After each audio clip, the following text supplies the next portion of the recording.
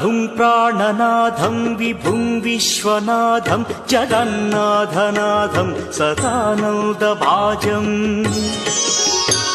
भवद्भव्यभूतेश्वरं भूतनाथं शिवं शङ्करं शम्भुमीशानमीडे गळेरुण्डमालं तनौ सर्पजालं महाकालकालं गणेशाधिपालम् जटाजूटगङ्गोत्तरं गैर्विशिष्यं शिवं शङ्करं शम्भुमीशानमीडे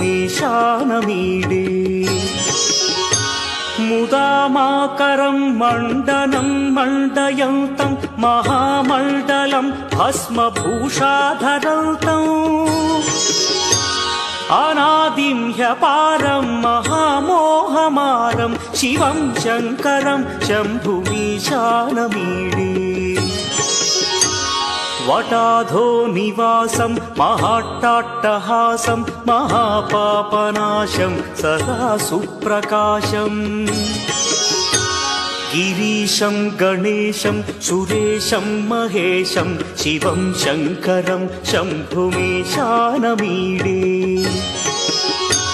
गिरीन्द्रात्मजा सङ्गृहीतार्थदेहं गिरौ संस्थितं सर्वदा पन्नगेहम्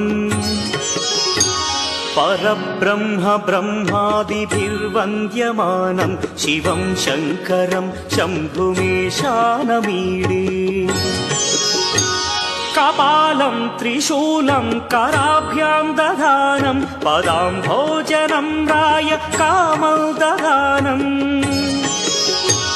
बलिवर्धयानं सुराणां प्रधानं शिवं शङ्करं शम्भुमीशानमीडे शरच्चन्द्रगात्रं गणानन्दपात्रं त्रिनेत्रं पवित्रं धनेशस्य मित्रम् अपर्णाकळत्रं सदा सच्चरित्रं शिवं शङ्करं शम्भुमीशानमीडे हरं सर्पहारं चिताभूविहारं भवं वेदसारं सदा निर्विकारम् श्मशाने वसन्तं मनोजं दहन्तं शिवं शङ्करं शम्भुमीशानमीडे स्वयं यः प्रभाते नरः शूलपाणे पठे स्तोत्ररत्नं गृह प्राप्य रत्नम् सुपुत्रं सुधान्यं